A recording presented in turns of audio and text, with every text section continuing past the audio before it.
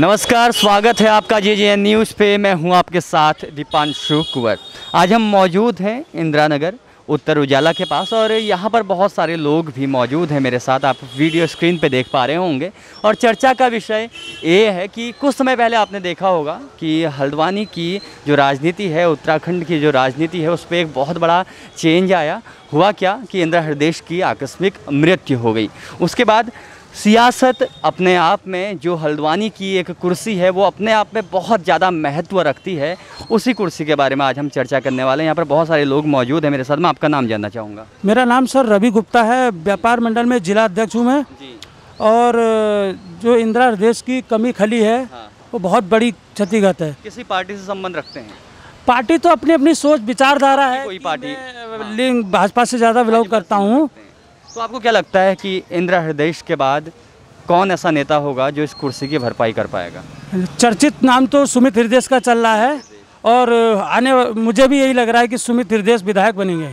सुमित हृदयेश के बाद अगर हम बात करें, कोई ऐसा प्रतिनिधि सुमित हृदयेश को छोड़कर जो हल्द्वानी की राजनीति पे काम कर सकता? वो अभी इसके बारे में कोई ऐसा चेहरा नहीं है, क्योंकि ये तो लॉट फेयर की राजनीति है। इसमें कुछ नहीं कहा जा सकता कि कौन चेहरा है अभी, क्योंकि ये तो राजनीति का कोई चेहरा भी ऐसा नहीं है कि कौन सामने आया है नहीं आया। लेकिन ये अच्छा है, जैसा आपने बताया कि आप बीजेपी से हैं और वो जो इंदिरा हृदयेश थी वो कांग्रेस की हैं, तो इसका मतलब ये कह सकते हैं कि हम हल्द्वानी का विकास हुआ है। विकास हुआ है, ऐसा नहीं है कि बीजेपी वाले नहीं कह रहे हैं। आम आदमी पार्टी, देखो विकास तो बोलता है, कोई ऐसा नहीं कि वो किसी पार्टी से बिलोंग, पार्टी से अपनी अपनी राजनीति है। राजनीति का एजेंडा हो सकता है कि वो किसी पार्टी को सपोर्ट कर रहा हो, पर जो विकास है उसके लिए तो आप मान सकते हैं कि इंदिरा हृदयेश ने विकास किया है। और विकास की देवी के नाम से यहाँ जाना भी जाता है कि विकास की देवी के नाम से। मेरे साथ कुछ और लोग मौजूद हैं यहाँ पर। सर, मैं आपका नाम जानना चाहूँगा। मेरा नाम रूमी वारसी है और मैं इस इलाके से पार्षद प्रतिनिधि हूँ। सर, आप तो खुद राजनीति से ताल्लुक़ रखते हैं, तो मैं जब राजनीति की बात करता हूँ तो इंदिरा हृदयेश ने अपने पीछे कौन ऐसा प्रतिनिधि नेता छोड़ा जो कि विधायक का चुनाव लड़ेगा? शर्त ये है कि सुमित हृदयेश को छोड़कर। देखिए, इंदिरा जी की एक बहुत विशाल विरासत है जो कई वर्षों से हल्द्वानी वालों के दिलों में बसी हुई है। अगर बात ये करते हैं कि उनके बाद कौन, तो ये तो शून्य है। इस शून्य को कोई नहीं भर सकता। लेकिन हम हमारे अलावा बहुत सारे जो हल्द्वानी के लोग हैं वो क्योंकि इंदिरा जी से जुड़े हुए थे, उनके परिवार से जुड़े हुए थे, तो अधिकतर लोगों का ये मानना है कि अगर उनके ही परिवार से, जैसे आपने कहा कि सुमित को छोड़ करके, तो उनके परिवार से अगर कोई इस सीट का प्रतिनिधित्व करेगा तो हो सकता है कि उस विज़न को लेकर के चले। क्योंकि उसने देखा है, सुमित जी ने जो है करीब से इंदिरा जी को काम करते हुए देखा है, लोगों से जुड़े हुए देखा है, लोगों से कैसे वो लोगों के काम आती थी, किस तरह से लोगों के दुख दर्द में शामिल रहती थी, उन्होंने करीब से महसूस किया है। इसलिए हम और बहुत सारे लोग ये पैरवी इसलिए कर रहे हैं कि वो जानते हैं कि इंदिरा जी किस तरह से लोगों के दिल में बसी हुई थी और पिछले कई सालों से सुमित जी भी उनके साथ मिलकर काम कर रहे थे, आधा काम उनका बांटते थे। इसलिए हमारी नज़र में तो वो बेस्ट है। बात करूं कि सुमित हृदयेश अपने आप में बहुत अच्छे नेता हैं, माने जाते हैं पूरे हल्द्वानी पे, लेकिन क्या इंदिरा जी ने कोई ऐसा नेता तैयार नहीं किया हल्द्वानी पे जो अभी विधायक का उम्मीदवार हो सके आगे? नहीं, बहुत सारे लोग हैं, कई प्रतिभावान लोग हैं। नाम तो मैं किसी का नहीं लूँगा क्योंकि अभी अलग अलग नाम चल रहे हैं। बहुत सारे प्रतिभावान लोग हैं और आएंगे, वक्त आने पर वो भी आगे आएंगे और देखा जाएगा। क्योंकि जो लोग इंदिरा जी से जुड़े हुए थे उनका आज भी सपना यही है कि इंदिरा जी, मतलब उनका मानना यह है कि इंदिरा जी की कमी तो पूरी नहीं की जा सकती अभी फ़िलहाल। और ये वक्त है, वक्त नेपथ्य में है कि कब कौन निकल कर आए, अपनी प्रतिभा, अपने कार्यशैली से लोगों को प्रभावित करे या उस स्थान को प्राप्त करे। ये उसकी अपनी क्षमता होगी, अपनी विरासत को कैसे संभाले, ये तो आने वाला वक्त ही बताएगा। मैं इस बारे में नाम के साथ तो चर्चा नहीं कर सकता, लेकिन फिर भी अगर नाम की बात करी जाएगी तो पहला नाम सुमित हृदयेश का हम ले। नाम सुमित हृदयेश ही आएगा। सुमित हृदयेश के बाद कोई भी नाम आप नहीं लेना चाह रहे हैं? कुछ और लोग मौजूद हैं, मैं सबसे सवालात करूँगा। सर, अभी हम देख रहे हैं जो अभी राजनीति जिस तरह से है, तो क्या अभी इंदिरा जी का जो देहांत है इसका फ़ायदा बीजेपी को मिल सकता है?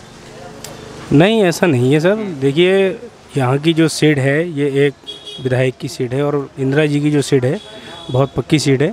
इस पे जाहिर सी बात है कोई भी मतलब बीजेपी का विधायक या किसी भी चीज़ में टक्कर नहीं दे सकता। और ज़्यादा से ज़्यादा इंदिरा जी के चाहने वाले काफ़ी हैं और उन्होंने विकास किया है, ज़्यादातर अपनी हल्द्वानी सीट से विकास किया है, तो उन्होंने बहुत अच्छा विकास कर रखा है, तो इसलिए उनकी सीट को हराना मुश्किल होगा। तो वो सीट जो है सुरक्षित है। सर इससे पहले अब मैं आप में से जो भी जवाब देना चाहे, सवाल एक कॉमन सा है। हरीश रावत का एक गुट माना जाता था, इंदिरा हृदयेश का एक गुट माना जाता था। क्या ये दोनों गुट अब एक हो जाएंगे? क्या ये दोनों गुटों में आपसी जो संबंध है वो सही हो जाएंगे? तो देखिए, ये तो इंदिरा हृदयेश जी की आकस्मिक मृत्यु हो गई, जिसको अभी तक जो है कोई भी पचा नहीं पा रहा है। विश्वास अभी नहीं हो रहा है कि इंदिरा जी हमारे बीच नहीं है। रही बात गुटबाजी की, तो गुटबाजी हर पार्टी में थोड़ी बहुत होती है और ये उनके जीते जी थी। मनभेद नहीं था, मतभेद थे। कुछ हर पार्टी में अपने अपने गुट होते हैं। हाँ, अंतर है। मनभेद ये होता है कि एक दूसरे के कटु दुश्मन हो या तो एक दूसरे से मनभेद रखते हो, ये एक। और मतभेद ये होता है कि हो सकता है उनका विज़न अलग हो, उनका विज़न अलग हो, उनका काम करने की तरीका अलग है, उनका काम करने का तरीका अलग है। नो डाउट कि रावत जी भी अपने आप में एक कद्दावर नेता हैं, एक राष्ट्रीय नेता हैं और नेतृत्व जानते हैं वो कैसे किया जाता है। अभी फ़िलहाल जो था कि 3 लोगों के बीच में ये कांग्रेस की एक वो चल रही थी कि इनमें से कौन। अब कुदरत की बात है कि इंदिरा जी हमारे बीच नहीं रही, तो जाहिर सी बात है कि सम्माननीय नेता इस वक्त हमारे लिए हरीश रावत जी हैं नेतृत्व के लिए, प्रदेश नेतृत्व की। जहाँ क्या चाहते हैं कि अभी जो हमारा प्रदेश का नेतृत्व है, मुख्यमंत्री की जो दावेदारी है, अगर कांग्रेस की सरकार आती है तो आप किसको देखना चाहते हैं? इस वक्त हरीश रावत से बेस्ट कोई नहीं। हरीश रावत से अलावा कोई ऐसा कैंडिडेट नहीं है। हरीश रावत से अच्छा कैंडिडेट। अब बीजेपी से बात करें, बीजेपी की राजनीति के बारे में कुछ? नहीं, बीजेपी से हमें कोई लगाव नहीं सर। हम तो कांग्रेस के ही नेता चाहें। जी हाँ, उसी के लिए चाहते हैं, वही है। इंदिरा जी जो चली गई हैं उसके लिए हल्द्वानी को ही झटका नहीं बल्कि विकास को भी झटका लगा है। इसलिए हम चाहेंगे कोई उन जैसा ही नेता आए और उन जैसा लीडर आए जो हल्द्वानी के विकास में जुड़ा रहे। यहाँ पर मैंने नुक्कड़ में चर्चा की और बहुत सारी प्रतिक्रियाएं हमको मिली, बहुत सारे सुझाव हमको मिले, बहुत सारी नई बातें हमें देखने को मिली। आपको क्या लगता है, इंदिरा हृदयेश की कोई कमी पूरी कर पाएगा? मेरा अपना मानना ये है कि उस जैसा आज तक नेता ना कोई हुआ है हल्द्वानी सरजमी पर और ना कोई होगा। लेकिन अब ये है कि भगवान को यही मंजूर था कि इंदिरा हृदयेश जी हमारे बीच में नहीं रही। लेकिन सुमित हृदयेश जी मुझे लगता है कि आने वाले टाइम में इंदिरा हृदयेश जी की काफ़ी हद तक कमी पूरी करने में कामयाब रहेंगे, ये मेरा मानना है। और मैं भगवान से कामना भी यही करूँगा कि वो ऐसा करें। हम लोगों के बीच जो मतलब दिक्कतें आ सकती हैं इंदिरा हृदयेश जी की ना होने पे, वो दिक्कतें ना आए और ये सुमित जी इसको पूरा करेंगे, मुझे उनके ऊपर पूरा भरोसा है। सुमित हृदयेश को छोड़कर आपको कौन लगता है?